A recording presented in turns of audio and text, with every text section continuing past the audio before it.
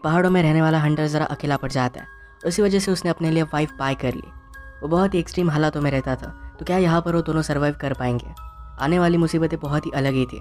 Hello friends, आज मैं आपको स्किन ऑफ द वुल्फ 2017 की एक स्पेनिश ड्रामा मूवी एक्सप्लेन करने वाला हूँ। अगर आपको वीडियो अच्छा लगता है तो प्लीज़ इसे लाइक और कमेंट जरूर कर दीजिएगा। तो बिना किसी देरी के एक्सप्लेनेशन स्टार्ट करते हैं। मूवी स्टार्ट होती है और हम हमारे मेन कैरेक्टर मार्टिनन को एक बहुत ही रिमोट से माउंटेन्स में देखते हैं। उसका काम ही वही था, तो अपनी भूख मिटाने के लिए वो एक डियर की हंट करता है। उसका एक्चुअल काम है वुल्फ की शिकार करना, स्किन निकाल कर उसे सेल कर देना। माउंटेन में बहुत ही ज़्यादा ठंड होती है और वहाँ पर सर्वाइव करना बहुत ही हार्ड है। इस ठंड की वजह से जिस गांव में वो रहता है वहाँ के सारे लोग कहीं और रहने के लिए चले गए हैं। उसने अपने लिए कुछ शिप्स को भी पाल कर रखा है, उनका भी वो ख्याल रखता है, पानी गर्म करता है, अपना खाना खुद बनाता है। दिन भर शिकार करने के बाद रात में वुल्फ की स्किन पर वो काम करता है। ऐसे ही अकेला उसका पूरा विंटर बीत गया। फाइनली वुल्फ की सारी स्किन लेकर गाँव में आने के लिए रेडी हो गया। रास्ता बहुत ही लॉन्ग था और उसमें बहुत सारी डिफिकल्टीज थी। एक रात उसे गुफा में बितानी पड़ती है। वो फाइनली गांव में आया और गांव के बारटेंडर ने उसे वेलकम किया। जिस बिजनेसमैन को मार्टिनोन सेल करने वाला था उसको बुला लेते हैं। इस बार मार्टिनोन ने अपनी प्राइस बढ़ा दी थी। कहता है इन वुल्फ्स में से 2 वुल्फ ये लेडीज़ थे, वो प्रेग्नेंट थी और नेक्स्ट ईयर मुझे कम वुल्फ्स मिलेंगे। इसी वजह से सप्लाई कम हो जाएगा और वो ज़्यादा चार्ज करता है। बिजनेसमैन ने बात मान ली और इसे वो परचेस कर लेता है। रात में बारटेंडर ने मार्टिनन से पूछा कि तुम्हारे डॉग का क्या हुआ। मार्टिनन कहता है कि डॉग्स के साथ सारी शिप्स को भी वुल्फ्स ने मार डाला था। वो फिर से नया डॉग नहीं पालना चाहता क्योंकि ट्रेन करने में उसे बहुत टाइम लग जाएगा। बारटेंडर ने कहा कि तुम अपने अकेलेपन के लिए शादी क्यों नहीं कर लेते। मार्टिनन कहता है कि वहाँ पर लड़की का जीना बहुत ही हार्ड हो जाएगा, वैसे भी औरतों को कंट्रोल करना है बहुत ही हार्ड होता है। बारटेंडर ने कहा कि तुम्हें बच्चा हो सकता है, तुम माउंटेन पर जो भी मेहनत करते हो ये सब अपने बच्चों को दे सकते हो। अगर तुम्हें बेटा ना हो तो तुम्हारे जाने के बाद सब लोग तुम्हारी प्रॉपर्टी को तहस नहस कर देंगे। मार्टिनन ने कहा कि ऐसा कुछ होने से पहले सारी चीज़ों को आग लगा देगा। इसके बाद उसने गाँव में वुल्फ्स के लिए ट्रैप्स बनवाए। वो एक लड़की से मिलने के लिए आता है जो विडो थी, उसे भी अपनी फिजिकल नीड्स थी, तो ये दोनों एक दूसरे को कुछ भी ना बोलते हुए इंटीमेट हो जाते हैं। इनकी इस तरीके की रिलेशनशिप बहुत दिनों से चल रही थी। इसके बाद मार्टिनन अपने माउंटेन पर चला गया। वो अपने काम कंटिन्यू करता है, पर बारटेंडर की बात पर उसने ज़रा सोच लिया था। वो रेडी होकर फिर से गाँव में आ गया। जिस लड़की के साथ वो इंटीमेट हुआ था उसका नाम है पास्कुला, उसके फादर का नाम है मार्शियल। पास्कुला के बदले कुछ पैसे और वुल्फ की स्किन उन्हें ऑफर की। मार्शल उसे अपनी बेटी सेल कर देते हैं। वो पास्कुला को अपने साथ माउंटेन पर लेकर आता है।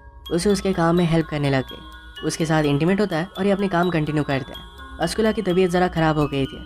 एक दिन उसने मार्टिनन से कहा कि वो प्रेग्नेंट है। मार्टिनन बच्चे के लिए क्रीब बनवाना स्टार्ट कर देता है। पास्कुला ने पूछा कि क्या तुम्हें यहाँ से कहीं जाने का मन नहीं करता। मार्टिनन ने कहा कि मैं यहाँ पर ठीक हूँ। पास्कुला कहती कि तुम यहाँ पर अकेले हो, अगर तुम्हें कुछ हो जाता है तो फिर तुम क्या करोगे। मार्टिनन ने कहा कि आप यहाँ पर सर्वाइव करना सीख जाते हो, तुम्हें भी इन सब की आदत हो जाएगी और अब मैं अकेला नहीं हूँ तो तुम मेरे साथ हो। एक दिन जब वो वुल्फ की शिकार करने के लिए गया और जब वो वापस आता है तो पास्कुला ज़मीन पर नीचे गिरी थी। अपनी प्रेगनेंसी और बीमारी की वजह से वो बहुत ही वीक हो गई थी। मार्टिनन उसका बहुत अच्छे से ख्याल रखता है। स्नो बहुत ही ज़्यादा बढ़ चुका था। पास्कुला को बहुत तकलीफ होती है। बेबी को बर्थ देते देते ही बेबी और उसकी दोनों की डेथ हो जाती है। इस बात से मार्टिनन बहुत ज़्यादा डिस्टर्ब हो गया। बेबी के लिए उसने जो क्रिब बनवाई थी इसे वो तोड़ देता है। पास्कुला और उसके बेटे के लिए उसने ग्रेव बनवाई। गुस्से में आसपास की सारी ग्रेव्स को तोड़ने लगता है। उसने उसकी बॉडी को बांध दिया और वैसे ही वो पास्कुला के फादर के पास उसे लेकर आया। वो मार्शल से कहता है कि तुम्हें पहले से पता था कि वो बीमार है और प्रेग्नेंट है, फिर भी तुमने उसे मेरे साथ भेज दिया। मार्शल ने कहा कि वो एक विडो है और वो प्रेग्नेंट होती तो गांव के लोग हमें बर्बाद कर देते। मार्टिन ने पूछता है कि अब तुम लोगों से क्या कहोगे कि मैंने उसे मार दिया। मार्शल कहता है कि किसी को कुछ भी पता नहीं चलेगा। मुझे लगा था कि पास्कुला को जब बेबी होगा तुम्हें लगेगा तुम्हारे बेबी है, इस वजह से सारी प्रॉब्लम सॉल्व हो जाएगी। मार्टिनन कहता है कि तुम्हारी बेटी को तुमसे ज़्यादा प्यार था। मार्टिनन कहता है कि पास्कुला सिर्फ तुम्हारी वजह से मेरे साथ आई थी, तुमने कभी भी उसके बारे में कुछ भी सोचा नहीं। अब वो गुस्सा था और पास्कुला के लिए उसने मार्शल को जो भी पैसे दिए थे उसे वापस चाहिए थे। ये पैसे लेने के लिए नेक्स्ट विंटर में आने वाला है। वो वापस माउंटेन में चला गया। पास्कुला के सारे कपड़े उसने जला दिया। पूरा विंटर अपना काम वो कंटिन्यू करता है। उसके बाद वो मार्शल के पास वापस आ गया। मार्शल डर कर अंदर घुस गया। मार्टिनन अंदर आया तो मार्शल ने अपनी दूसरी बेटी उसे दिखाई। वो कहता है कि अगर तुम इसे शादी करते हो तो ये तुम्हारे साथ आने के लिए रेडी है।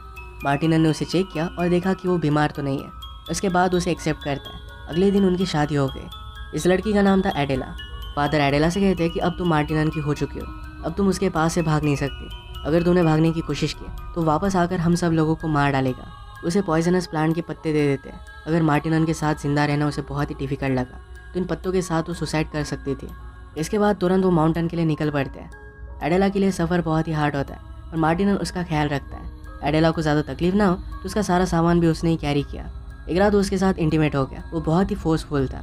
एडेला ने यहाँ के रूटीन में एडजस्ट होने का ट्राई किया। कुछ दिनों के लिए मार्टिनन नीचे जा रहा था। एडेला कहती है कि अगर मेरे मदर फादर से तुम्हारी बात हुई तूने बताना कि मैं ठीक हूँ। मार्टिनन ने कहा कि यहाँ पर रहना तुम सीख जाओगे, सारी चीज़ों को एडजस्ट करना ज़रा हार्ड है पर इतना बुरा भी नहीं है। वो जाते जाते कह कर गया कि अपना ख्याल रखना क्योंकि यहाँ पर स्नेक्स निकलते रहते हैं। एडेला को रात में अकेले सोने में बहुत ही डर लगता है। वो एक दिन आसपास घूम रही थी और वहाँ पर उसे पास्कुला उसके बेटे की ग्रेव दिखी। उसे पता नहीं था कि पास्कुला को एक बेटा भी हुआ था। तो इस बात से वो बहुत ही ज़्यादा डिस्टर्ब हो जाती है। मार्टिनन वापस आया। एडेला की मदर ने उसके लिए गिफ्ट भेजा था। ये फिर से वही पॉइजनस पत्ते थे। एक दो दिन एडेला मार्टिनन से कुछ भी पूछती नहीं, वो अपने कामों में बिजी हो गई थी और उससे रहा नहीं जाता। उसने कहा कि पास्कुला के पास एक छोटी ग्रेव भी थी, क्या तुम्हारा बेटा भी था?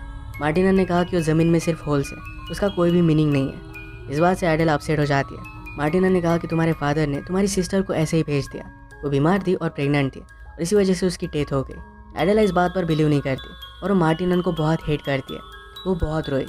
एक दिन उसने रियलाइज़ किया कि उसका पेट निकल रहा है और वो प्रेग्नेंट है। इस बात से उसे बहुत ज़्यादा घिन आती है। ये वो मार्टिनन से छुपाना चाहती थी पर ये बात वो देख लेता है। अपनी प्रेगनेंसी की वजह से उसे बहुत ही वीक लगता है, तो मार्टिनन उससे कुछ भी काम नहीं करवाता। उसका उसने ख्याल रखने का बहुत ट्राई किया। एडेला को लगने लग गया था कि मार्टिनन ने पास्कुला को मार डाला। इस वजह से उसकी हेट बहुत ही ज़्यादा बढ़ चुकी थी। उसके साथ रहना उसे अच्छा नहीं लगता था। वो जब काम पर गया था तो अपने मदर की पॉइजनस प्लांट उसने निकाले। इसे वो कूटकर चाय पत्ती में डाल देती है। रोज़ खाना खाने के साथ जब मार्टिनन चाय लेता था तो इसमें उसे मिक्स कर देती।